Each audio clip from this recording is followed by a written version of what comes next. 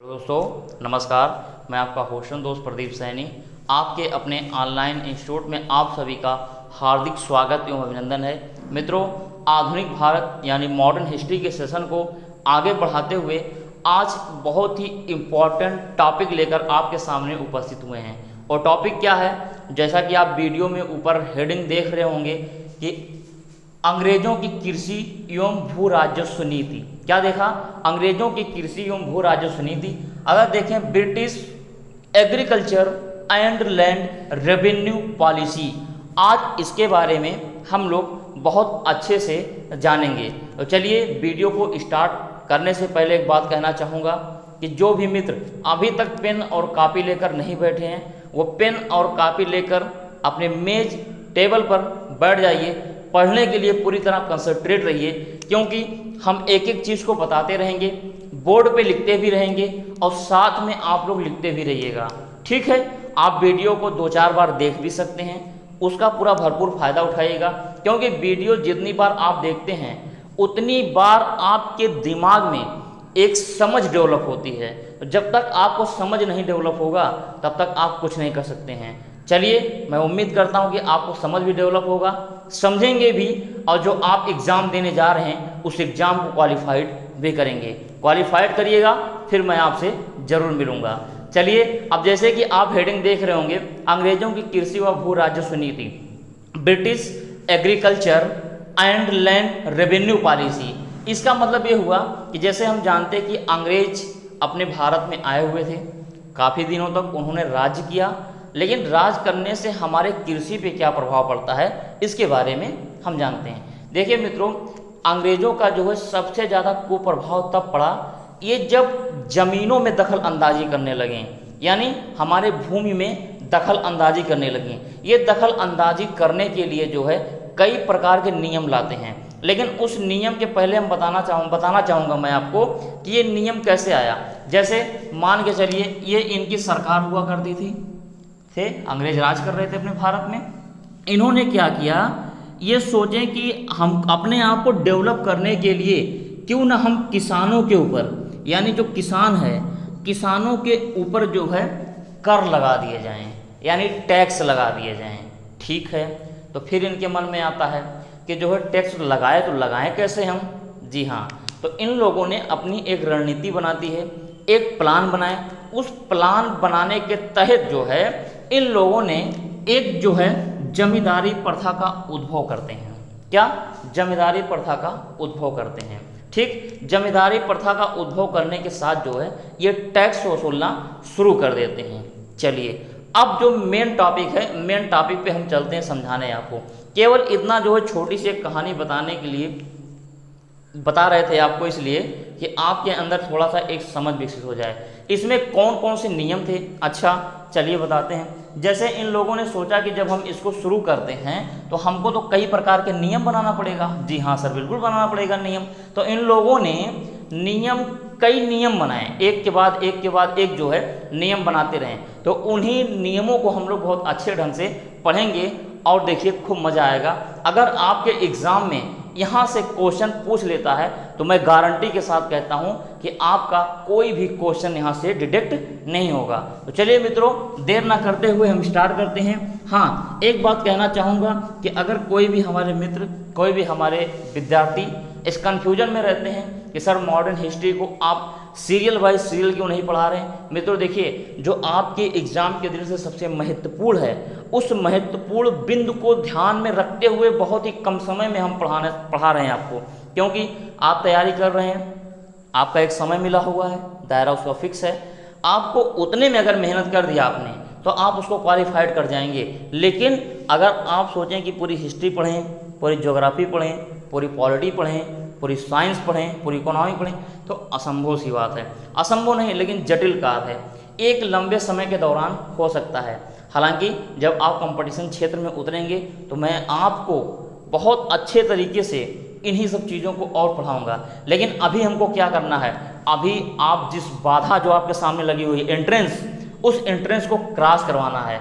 जब आप क्रॉस कर जाएंगे तब तो आप मिलिएगा, देखिएगा हम क्या क्या चीज़ें आपको सिखाते हैं। चलिए मित्रों, तो इन्होंने जो सबसे पहला नियम लाया उस सबसे पहला जो नियम इन लोग लाया जो है, ये लाए पंचवर्षीय बंदोबस्त। क्या लाए?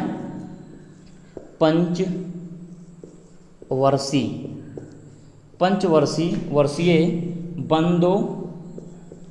बंदोबस्त, 5 ईयर सेटलमेंट, है ना, 5 ईयर सेटलमेंट। ये जो 5 ईयर प्लान लाते हैं, ये प्लान कब इन्होंने लाया? 1772 से लेके 1777 का समय हुआ करता था। ठीक, एक पंचवर्षीय प्लान लाते हैं। इस पंचवर्षीय प्लान में उन्होंने क्या किया? हमने कहा, अभी को पहले बताया कि इसमें टैक्स वसूलने के लिए जमींदारी प्रथा का उद्भव करते हैं। तो इसमें जब पंचवर्षीय प्लान लाते हैं, इस पंचवर्षीय प्लान में एक स्कीम हुआ करती थी। पंचवर्षीय प्लान जो है, इसमें ये क्या करते थे, जैसे मान के चलिए आपका एरिया है, मान लेते हैं आपका ये वाराणसी है ना, वाराणसी एक डिस्ट्रिक्ट है यूपी का। अब सरकार कहा, यानी ब्रिटिश ने कहा कि जो है इस जो है वाराणसी वाले एरिया को कौन लेना चाहेगा। ठीक है, तो हमारे भारत के कुछ ऐसे उच्च वर्ग के लोग थे, इन लोगों ने क्या किया, कहा हम लेंगे। अंग्रेज ने कहा ऐसे कैसे देंगे। ठीक है, तो इन लोगों ने कहा तो कैसे देंगे, तो उन्होंने कहा कि हम बोली आप लगाइए तब हम देंगे। समझ में आई? तो इन लोगों ने जैसे कहा कि 5 वर्ष का या 1 वर्ष का मान के चलिए हम आपको 5 लाख रुपए देंगे। इन्होंने कहा 1 वर्ष का हम 4 लाख रुपए देंगे। किसी ने कहा 1 वर्ष का हम 2 लाख रुपए देंगे। लेकिन इसी में किसी ने कहा हम 6 लाख रुपए देंगे। इसी में किसी ने कहा कि हम तो 1 लाख रुपए देंगे, मतलब वार्षिक। लेकिन इसी में एक वर्ग ऐसा भी था जो कहा कि हम 7 लाख रुपए देंगे। यानी जो सबसे ज़्यादा बोली लगाया है, बोली का मतलब आप जानते होंगे, जैसे किसी भी चीज़ की नीलामी होती है तो बोली लगती है। ठीक है, तो अब उसमें पब्लिक खड़ी होती है, कोई कहा कि मैं 100 रुपये में लूँगा, कोई कहा 1000 रुपये में लूँगा, कोई कहा 2000 रुपये में। जो सबसे ज़्यादा रेट तक गया और वही रेट जहाँ सीमित हो गया उसके आगे कोई रेट नहीं बढ़ रही है, बोली लग गई। तो ये क्या करते थे अंग्रेज, यानी सरकार जो थी, सरकार क्या करती थी, उन्हीं को दे देती थी। किस रूप में? जमींदारी के रूप में। मतलब इनको मान लिया जाता था ये जमींदार हैं, ये जमींदारों को दे दिया जाता था। फिर ये जमींदार क्या करते थे, किसानों को दिया करते थे। बात समझ में आ गई? अभी मैं आगे बताऊंगा। आप कहेंगे क्या सर ये ज़मीन ये जमींदारों की थी? नहीं, जमींदारों की भी नहीं थी, सरकार की भी नहीं थी। ये ज़मीन वास्तव में तो किसानों की थी, लेकिन इनके अंडर में हो गई थी, इसलिए जो है ये इनको कुछ दायरा दे देते थे और इस अपने अधिकार के प्रति जो है किसानों को दिया करते थे, उसके बदले में टैक्स वसूलते थे। ठीक, इतनी कहानी आपको समझ में आ गई होगी। अब देखिए मित्रों क्या होता है, जब 1772 से लेकर 1777 यानी पूरे 5 साल, है ना, पंचवर्षीय बंदोबस्त, 5 ईयर सेटलमेंट तक जब ये प्रोग्राम चलता रहता है अपना, ठीक है, तब उस समय फिर ऐसा समय आता है कि मतलब सोचते हैं कि इसको जो है पूरी तरह क्या किया जाए, समाप्त कर दिया जाए। ठीक है, उस समय जो है एक गवर्नर था, ब्रिटिश का एक गवर्नर था जिसका नाम था वारेन हेस्टिंग। क्या नाम था? Warren Hasting. ये वारेन हेस्टिंग क्या करता है, कहता है जो है इस चीज़ को समाप्त कर दिया जाता है, व्यवस्था को। अब पंचवर्षीय व्यवस्था को समाप्त करते हुए हम लाते हैं 1 वर्षीय व्यवस्था। कैसी व्यवस्था लाते हैं? 1 वर्षीय, है ना, 1 वर्षीय, 1 ईयर सेटलमेंट। अब देखिए हम आपको समझाते हैं क्या चीज़ें हैं। चलिए, इतनी बात आपको समझ में आ गई होगी। चलिए अब जो है क्या करते हैं, जब 1 वर्षीय व्यवस्था आता है, 1 वर्षीय बंदोबस्त, है ना, 1 ईयर सेटलमेंट, ये जब आता है, ये 1777 से लेके 1789 तक चलता है। कितना? 1777 से लेके 1789 तक चलता है। इसमें क्या होता है, जो इसमें बोली लगती थी, ये वही सिस्टम इसमें भी हुआ करता था, लेकिन 1 वर्षों के लिए हुआ करता था। यानी मतलब बोली लगी जमींदारों ने ज़मीन को ले लिया। अब ज़मीन लेने के बाद 1 वर्ष में जो है क्या होता था, फिर बोली लगाई जाती थी, यानी 1 वर्ष की उसकी क्या होती थी, एग्रीमेंट होता था। 1 वर्ष के बाद उस एग्रीमेंट जब रिटायर्ड हो जाता था फिर पुनः बोली लगती थी और उस बोली के पश्चात जो है फिर आगे काम किया जाता था।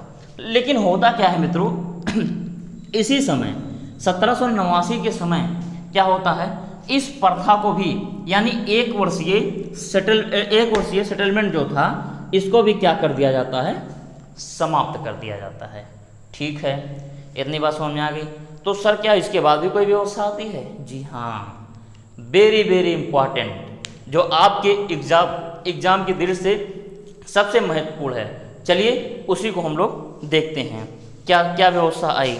अब हम आपको बताते हैं इसके बाद जो आती है अस्थाई बंदोबस्त व्यवस्था।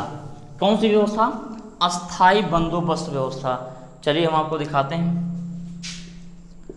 अस्थाई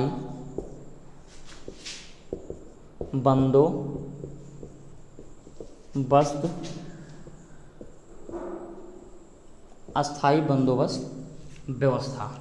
ठीक है, अस्थाई बंदोबस्त व्यवस्था आता है यानी परमानेंट सेटलमेंट, है ना, इसे परमानेंट सेटलमेंट भी कह सकते हैं। इसमें क्या सिस्टम होता था सर? इसमें सिस्टम ये होता था, जिस तरीके से अभी आपने उस चीज़ को समझा वो तो दूसरी चीज़ें थी, लेकिन अब इसी में आपको समझना है। इसमें हुआ करता था, अंग्रेज जो होते थे यानी जो सरकार होता था, ये सरकार के तहत ये व्यवस्था आती है। अच्छा, ये व्यवस्था कब आती है? ये व्यवस्था आती है 1793 ईस्वी में। 1793 में अस्थायी बंदोबस्त व्यवस्था आती है।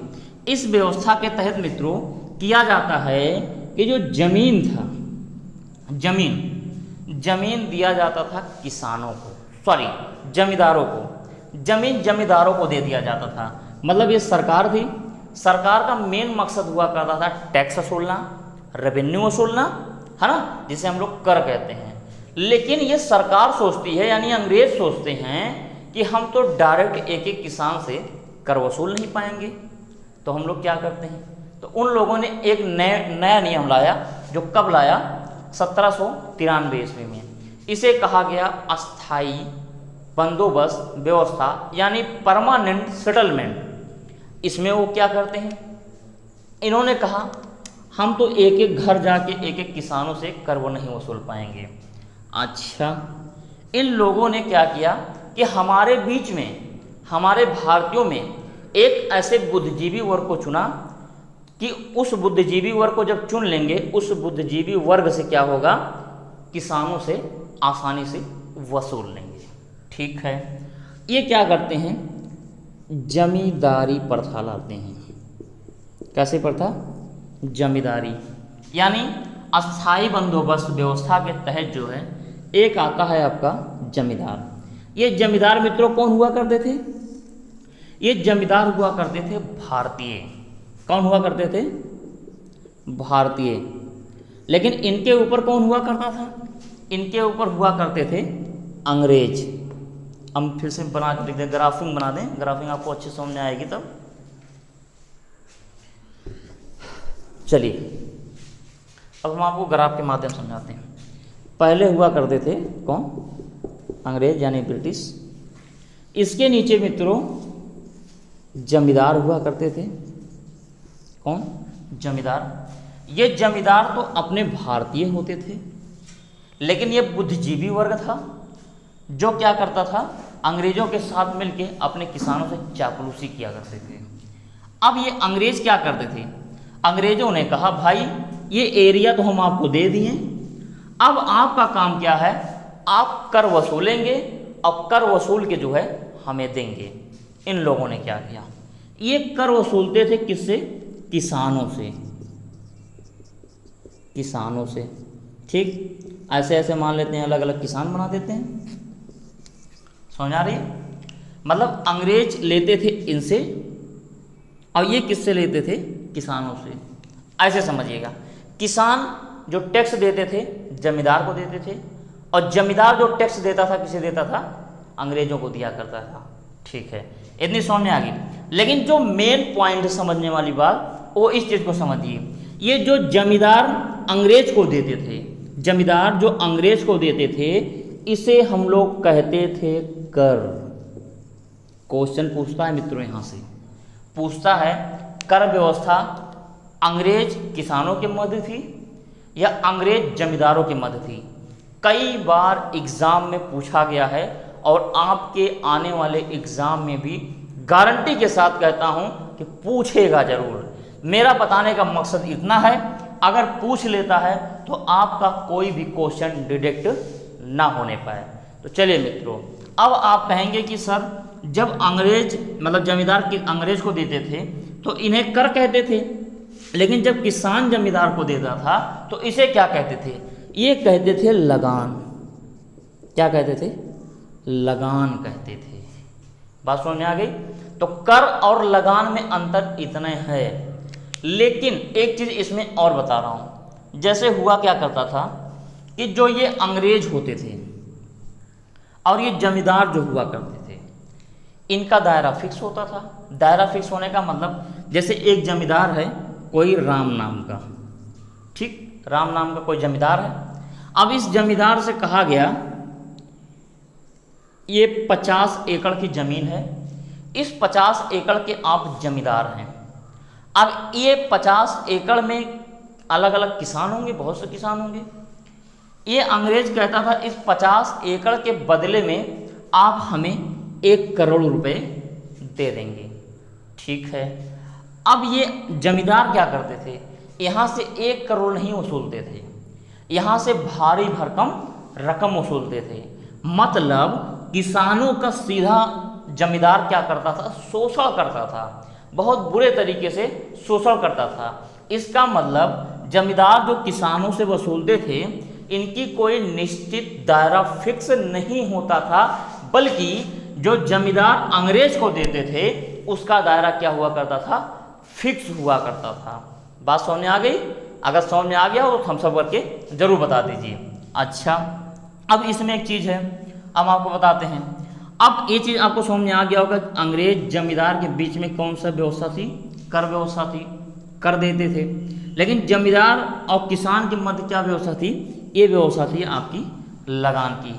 तो मित्रों, मैं उम्मीद करता हूँ कि इतनी चीज़ आपको बहुत अच्छे से समझ में आ गई होगी। अब इसी कड़ी में कुछ हम आगे बात करने वाले हैं। चलिए, हाँ, एक चीज़ और बताते हैं आपको।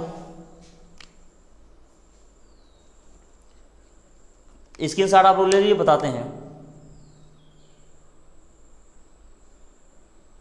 ठीक है, चलिए हम बताते हैं। अब देखिए, ये जो जमींदारों को जमीन दिया करता था, मतलब अंग्रेज जो थे जमींदारों को जमीन दे दिया करते थे, तो आप क्या कहेंगे? सर जमींदार जो होते हैं, जमींदार क्या ज़मीन को बेच सकते हैं? जी हाँ, क्योंकि सरकार जो थी यानी अंग्रेज जो थे, ये जमींदारों को भूमि का मालिक बना दिए थे। भूमि का जब इन्होंने मालिक बना दिया था तो ये जमीन को बेच भी सकते थे, गिरवी भी रख सकते थे और किसी को दान में दे भी सकते थे। मतलब इनके पास एक खुद के प्रॉपर्टी का पूरा पूरा अधिकार हुआ करता था, अस्थाई बंदोबस्त व्यवस्था के तहत। ठीक है, इतनी बात आपको समझ में आ गई होगी। चलिए, अब जो मेन चीज़ है, कुछ महत्वपूर्ण पॉइंट हैं, उस महत्वपूर्ण पॉइंट की हम बात कर लेते हैं आपसे। पहला जो पॉइंट है मित्रों, कि जो हमने बताया कि 1789 ईस्वी में 1 वर्षीय बंदोबस्त व्यवस्था को, 1789 बताया, 1 वर्षीय बंदोबस्त व्यवस्था को क्या कर दिया गया था? पूरी तरह समाप्त कर दिया गया था। जब समाप्त कर दिया गया था तो 1790 में तत्कालीन गवर्नर जनरल लॉर्ड कॉर्नवालिस ने क्या किया था? इसी व्यवस्था को, 1 वर्षीय व्यवस्था को 10 वर्षों के लिए जो क्या किया था? अस्थायी रूप से लागू कर दिया था। किस रूप से? अस्थायी रूप से लागू कर दिया था। किस व्यवस्था को? 1 ईयर सेटलमेंट को 10 वर्षों के लिए यानी 10 ईयर्स के लिए क्या किया? अस्थायी रूप से लागू कर दिया था। कौन लागू किया था? Lord Cornwallis. Lord Cornwallis. देखिए मित्रों, बहुत सी चीज़ मैं नहीं लिख रहा हूँ बोलते समय, लेकिन बोलते समय बहुत सी ऐसे शब्द निकल जाते हैं जो आपके एग्जाम की दृष्टि से बहुत ही महत्वपूर्ण होते हैं। तो आप लोग उसको ज़रूर नोट कर लिया करिए, क्योंकि वो नोट कर लेंगे आपके एग्ज़ाम में वही चीज़ काम आएगी। ठीक है, अगर पूछ लिया 1 वर्षीय व्यवस्था को आगे अस्थायी रूप से 10 वर्ष बढ़ाने का काम कौन किया था, तो लॉर्ड कॉर्नवालिस ने किया था। क्लियर, इतनी बात आपको समझ में आ गई। चलिए आगे बात बताते हैं। अब देखिए इसमें क्या किया गया, इसमें कहा गया कि जो बोर्ड ऑफ डायरेक्टर होगा, है ना, बोर्ड ऑफ डायरेक्टर होगा, जब तक वो कह नहीं देगा तब तक ये अस्थायी रूप से होगा। जब वो कह देगा तब इसे अस्थायी कानून मान लिया जाएगा। इसी के तहत आगे क्या होता है, 10 साल बाद जो है इसी के पश्चात जो है 10 साल बाद जो है क्या होता है, इसे पूर्ण रूप से लागू कर दिया जाता है लॉर्ड कॉर्नवालिस के जरिए। उसके बाद इस प्रथा के कई अलग अलग नाम हैं, जैसे इसे कहा गया जमींदारी प्रथा, जमींदारी प्रथा, इसको रेज कर देते हैं तब आपको समझाते हैं। इन व्यवस्था के अलग अलग नाम थे, अगर उस नाम से भी क्वेश्चन आ जाता है तो आपका क्वेश्चन कोई डिडक्ट ना होने पाए। चलिए इसमें कहा गया जमींदारी बंदोबस्त, जमींदारी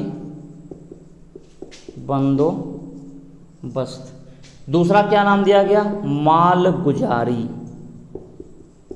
मालगुजारी। क्लियर, उसके बाद दिया गया विश्वेदारी, विश्वेदारी।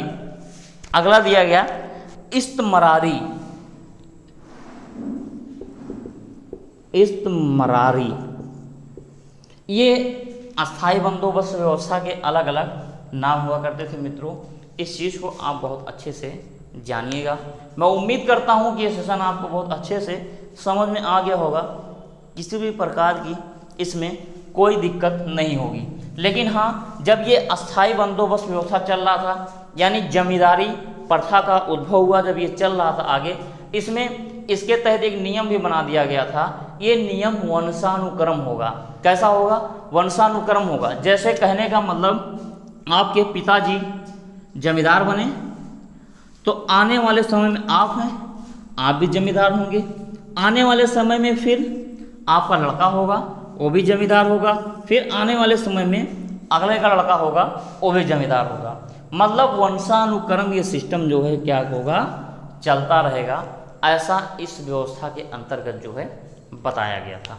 तो मित्रों मैं उम्मीद करता हूँ ये सेशन आपको बहुत अच्छे से समझ में आ गया होगा, किसी भी प्रकार की इसमें कोई दिक्कत नहीं होगी। हाँ, एक चीज़ और है जो बताना बहुत ज़रूरी है, वो है कि अगर पूछता है कि लागू क्षेत्र कौन कौन से होंगे, तो लागू क्षेत्र मतलब अस्थायी बंदोबस्त व्यवस्था जो था ये कहाँ कहाँ पे लागू हुआ था, तो हम आपको बता दे रहे हैं। बंगाल, पहले यहाँ लिख लीजिएगा लागू क्षेत्र, लागू क्षेत्र बंगाल, बिहार, उड़ीसा, बंगाल, बिहार, उड़ीसा। उसके बाद था यूपी का वाराणसी और गाजीपुर, यानी वाराणसी और क्या था, गाजीपुर। ठीक, और इसमें एक क्षेत्र और हुआ करता था, कर्नाटक का उत्तरी कर्नाटक वाला एरिया, उत्तरी कर्नाटक वाला एरिया। ठीक है, तो ये लागू क्षेत्र में आप लोग इतना जरूर नोट कर लीजिएगा, क्योंकि एग्जाम में कई बार यहाँ से क्वेश्चन पूछे गए हैं और आने वाले समय में भी पूछेंगे। इसमें किसी भी प्रकार की कोई डाउट नहीं है। ठीक, इसके साथ ले लीजिए या फिर नोट कर लीजिए। चलिए अब एक चीज़ और बताते हैं हम आपको। इसी के तहत एक आता है सूर्यास्त कानून। कौन सा कानून, सूर्यास्त,